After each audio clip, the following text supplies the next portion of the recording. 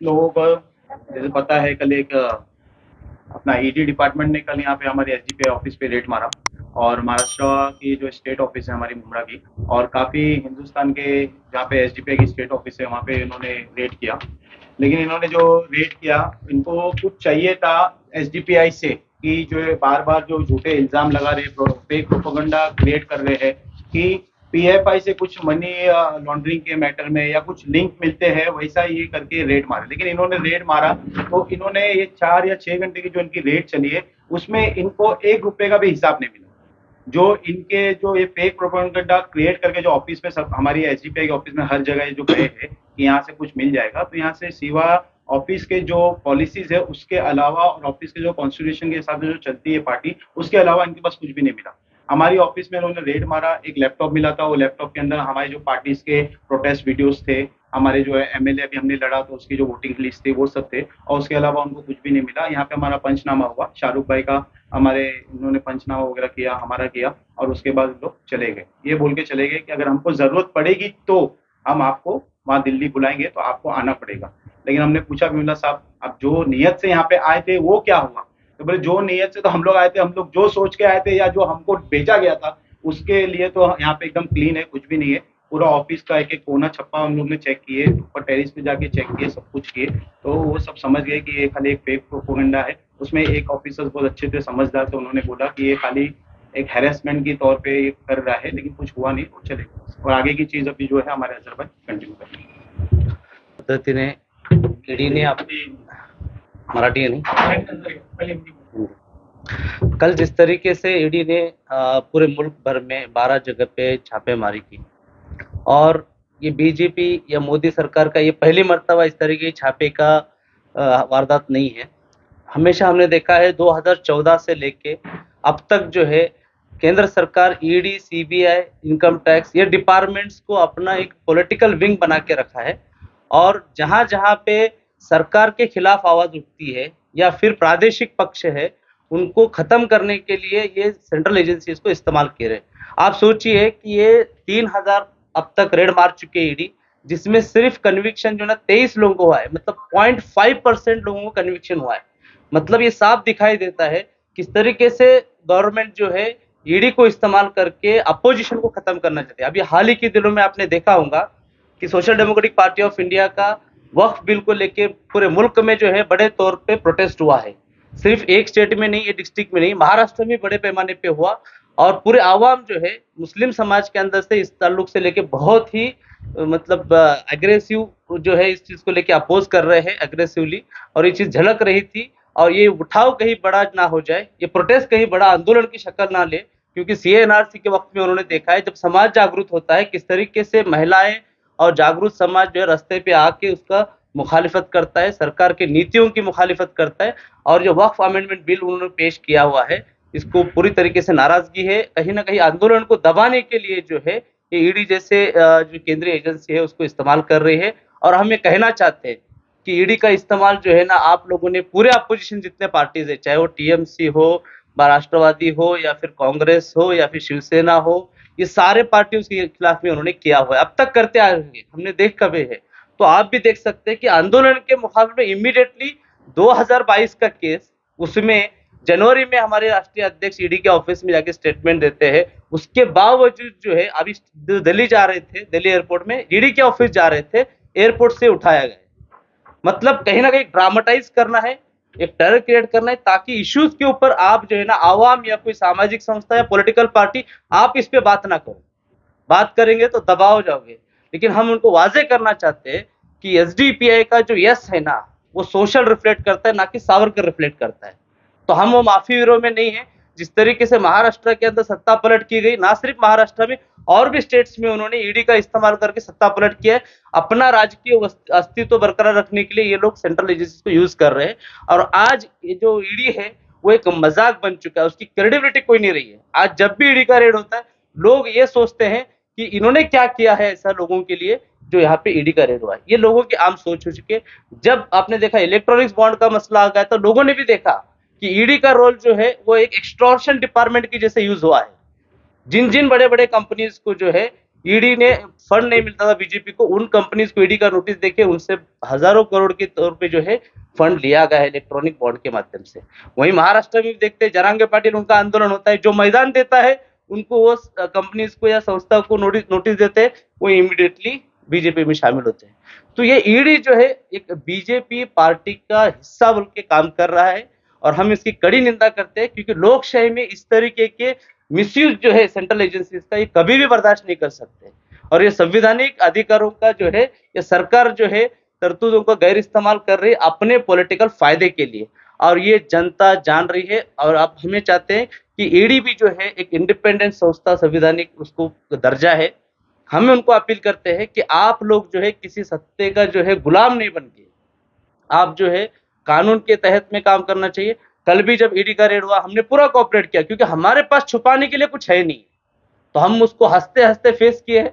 हमको कोई डर नहीं है, जब यहाँ की सत्ताएं पलट सकती है, लेकिन हम एसडीपीआई वाले हैं, हम ये सारे पैतरों से, ये धमकियों से, ईडी हो, एनआई हो, सीबीआई हो, इनकम टैक्स हो, ये सारी चीजें जो है ना, हम लोगों को कोई ये नहीं रखते, हम उनको पूरा कोऑपरेट करते हैं। सारी चीजें खुली किताब की तरह है, हमें डरने की बिल्कुल जरूरत नहीं, और हम पुरजोर तरीके से अभी भी मैदान में आगे भी रहेंगे। और अभी हमको हौसला मिला है कि हम सही ट्रैक पे है, इसीलिए जो ना आवाम के मुद्दे हम और ताकत से उठाने के लिए मैदान में रहेंगे। सर, आपके जो नेशनल प्रेसिडेंट को हिरासत में लिए थे, उनका क्या स्टेटस है? नहीं, उनको अभी 6 दिन का जो है ईडी का कस्टडी मिला है। उन्होंने मांगे थे 10-12 दिन के लिए, लेकिन कोर्ट में भी जो है ना, जब हमारे वकीलों ने दावे पेश किए कि क्या बेसिस पे लिया जा रहा है, तो वहां पे उनके पास सही से जवाब नहीं थे, इसलिए कोर्ट ने भी जो है ना एक 6 दिन का उनको कस्टडी दिया हुआ है। लैपटॉप यहाँ से ले गए तो क्यों ले गए? उसमें क्या ऐसा कुछ था उनको नजर आया कि दिखाना जरूरी था? देखिए, वो खाली हाथ जाते ना, तो शायद उनके लिए शर्मिंदगी की बात होती। आपको मैं बताता चलूं, ये नोटबुक क्या होगा इसमें, जो मिनट्स ऑफ मीटिंग लिख रखते हैं, कुछ भी लेके जाना, कुछ भी लेके जाएंगे आप। यहाँ पे रखे हुए हमारे कुछ पेपर होते हैं, एफआईआर की कॉपी या कुछ होंगे शायद इसके, तो वो तक लेके गए हैं। दिखाने के लिए कुछ तो चाहिए ना, काम किए बोल के, तभी तो संदिग्धता बरकरार रहेगी, मिस्टीरियस बना रहेगा और प्रोपोगंडा चला सके। वो लैपटॉप में क्या रहेगा, एडिटिंग होता था, वीडियो एडिटिंग और जो भी होता है पार्टी का कार्यक्रम होता है, उसके ताल्लुक से वीडियोस थे उसमें, और कुछ भी नहीं था। लेकिन जिस तरीके से आरोप लग रहे हैं कि पॉपुलर फ्रंट ऑफ इंडिया दहशतवादी से संगठन, कोई आपका पार्टी का कार्यकर्ता है तो इसमें जुड़ा हुआ है? नहीं, देखिए, जो आरोप लगा रहे ना, आरोप लगाना उनका काम है, और आरोप में बेसलेस एलिगेशन है। क्योंकि इसके पहले भी जो है आपने देखा होगा, यशवंत सिंधे, उन्होंने आरोप लगाया था कि भाजपा को इलेक्शन जिताने के लिए जो है ना आरएसएस ने पूरे मुल्क में जो है ना बम ब्लास्ट करने के लिए बोला था। अच्छा, ये कहीं पर भी बोली हुई चीज नहीं है, कोर्ट में बोला है उन्होंने, कोर्ट में। आरोप की बात करते हैं, आपको एविडेंस बताते हैं हम लोग। इंद्रेश कुमार भाजपा आरएसएस का ही है, आईएसआई से इंद्रेश कुमार को फंडिंग होती थी। ये लास्ट टाइम पे इन्वेस्टिगेशन में अजमेर ब्लास्ट के अंदर वो सामने आया था। उसमें जिस तरीके से एक घर में जो है पाकिस्तान जिंदाबाद के नारे लगाए गए थे, उस घर को पूरा ध्वस्त कर दिया गया है। ऐसा बताया जा रहा है कि आप एसडीपीआई उनको मदद कर दिए, क्या कुछ घटना थी जब आप आपका दौरा किए, तो क्या आपकी सच्चाई थी? देखिए, पाकिस्तान जिंदाबाद हो या भारत विरोधी नारों वालों को हम लोग मदद नहीं कर रहे हैं, लेकिन जिस तरीके से वो बताया गया है, वो सिर्फ इसलिए बताया गया है किसी एक धर्म को टारगेट करके अपना सियासी जो प्रोपोगंडा है उसको मजबूत करने के हिसाब से वो कार्रवाई हुई है। जब हम लोग वहाँ पे राज्य स्तरीय हमारा दौरा था, जहाँ पे उसमें मैं भी खुद भी था, हम लोगों ने वहाँ पे पेरेंट्स से बात की, वहाँ के आम जनता के लोगों से बात की, अल्पसंख्यक समाज के प्रतिनिधियों से बात की, और उसके साथ साथ जो पुलिस एडमिशन से बात की, तो हमें ये समझ में आया है कि वहाँ पे एक स्क्रैप का बिजनेस करने वाली एक फैमिली थी, जो उत्तर प्रदेश के, उत्तर भारत के हैं, जो वहाँ पे 15 से 20 साल से वहाँ पे रह रहे हैं, और एक अल्पवयीन लड़का जो अंडर एज लड़का है, 15 साल का है वो, तो उसको उकसाया गया। उकसाने के बाद में उसने बोला कि इंडिया पाकिस्तान के मैच से मुझे कोई लेना नहीं है, बाहर में जाए बोला मैच का, ये बोलना उसका क्राइम बताया गया है। और एक इंडिविजुअल शख्स उठ के, हिंदुत्ववादी उठ के जाके पॉलिटिशियन में बोलता है कि ये फला घर में से मुझे सुनने में आया है कि ऐसा ऐसा भारत विरोधी नारे, उस बेसिस पे कोई पुरावा नहीं, कोई कुछ नहीं है। यहाँ तक कि उनके फैमिली ने डिमांड किया कि जहां इंसिडेंट हुआ वहां पे सीसीटीवी कैमरा, आप सीसीटीवी कैमरा तो देखिए, लेकिन उसको भी सीसीटीवी को नहीं लिया गया, और उसके एक कंप्लेंट के बेसिस पे उस छोटे बच्चे को, उसके माँ को और उसके पिताजी को जो है एक झुंड में आके नीलेश राणे के लोग जो है आके वहां पे उनको पीटते हैं, कायदा हाथ में लेते हैं। प्रेस में भी उन्होंने बोला कि हाँ हमने उनको मारा। किसको मारा? छोटे बच्चे को मारा। ये इनका हिंदुत्व है। तो उनको मारा जाता है, उसके बाद में बगैर नोटिस के वो उनके बिजनेस को डिमोलिश किए थे। बुलडोजर पॉलिटिक्स दिखाना था उनको, तो ये उनके संसार को उद्ध्वस्त किया गया बगैर नोटिस के। हमने कारपोरेशन गए थे, वो अधिकारी वहां उपस्थित नहीं थे, उनको भी पूछा तो उन्होंने हमको बताया कि हमको जो है राणे परिवार से लेटर आया हुआ था, नीलेश राणे उनका, कि इनका एक्शन ले लो। क्या ये लेटर संविधान है या फिर उसके कानून है? हमें सोचना चाहिए कि इनके ईगो को सेटिस्फाई करने के लिए आप कितने लोगों के बलि देंगे। एक गरीब परिवार का आपने पूरा संसार उद्ध्वस्त किया। यहाँ तक कि संविधान में प्रावधान है कि आपको लीगल एड मिलना चाहिए। इस गरीब परिवार को लीगली हेल्प ना मिले, कहीं वो अपने जस्टिस ना ले पाए, इसके लिए सारे वकीलों को भी जो है इनडायरेक्टली एक थ्रेट दिया गया कि उनका कोई भी वकालत पत्र नहीं लेंगे। तो उसी के तहत में कोई वकालत पत्र नहीं ले रहा था, सरकारी वकील देना पड़ा। सरकारी वकील भी जो है एक दिन में उन्होंने केस छोड़ दिया। हमने वहां जाके कुछ लोगों से बात की, वकीलों से, अब उनको लीगल एड मिल रही है।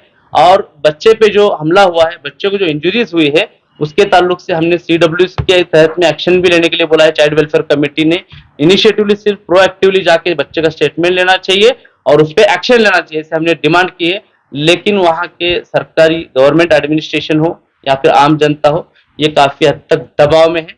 और अल्पसंख्यक समाज, आप यकीन मानिए, अल्पसंख्यक समाज पूरी तरीके से वहां पे भयग्रस्त है, उनमें अविश्वास का वातावरण है।